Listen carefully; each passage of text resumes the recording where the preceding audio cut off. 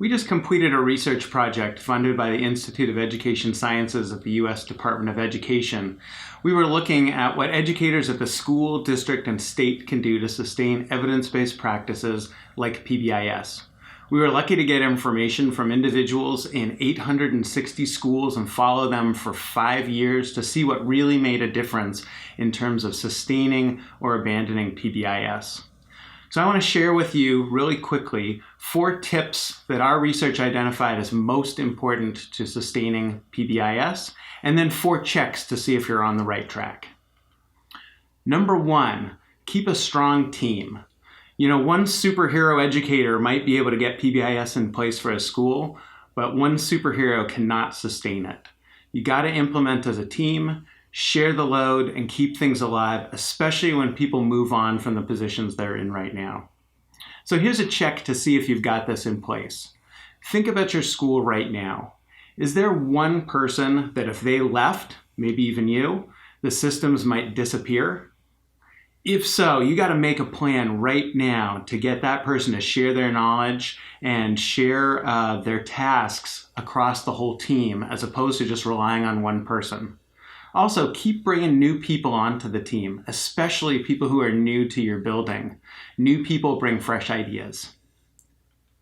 Number 2, use your fidelity of implementation data to improve your systems. Measure fidelity at least once a year, and preferably a few times throughout the year, so you can keep checking on that progress. Remember, the goal isn't to get 100% on these measures.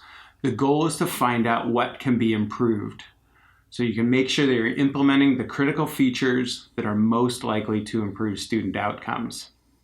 So here's another check for this one.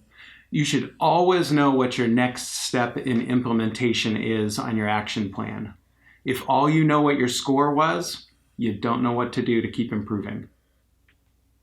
Number 3, use your school discipline data. There's a big difference between simply collecting your data and then actually using it actively for decision making. You can use your information to identify patterns of negative interactions in your school and change the environment to help students be successful in that specific area where you're having difficulties. So here's another check. When was the last time you shared your school discipline data with all staff in your school, like at a staff meeting? Our research found that schools that shared discipline data with all staff at least monthly were more likely to sustain PBIS than others that didn't, even if the team was doing a really good job with using data for decision making. And then the last one, implement PBIS in the classroom.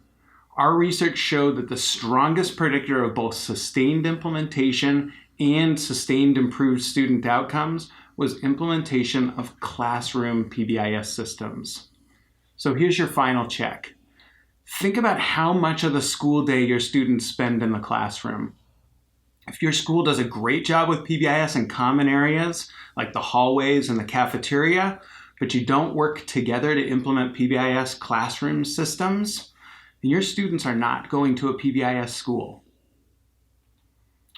So to sum up, if you want to keep PBIS going strong in your building, your best bets are to keep a strong team, collect and use your fidelity data, use your school discipline data to improve your systems, and implement in the classroom. Thanks so much to the teachers and administrators who made this research happen and are working every day to improve outcomes for students.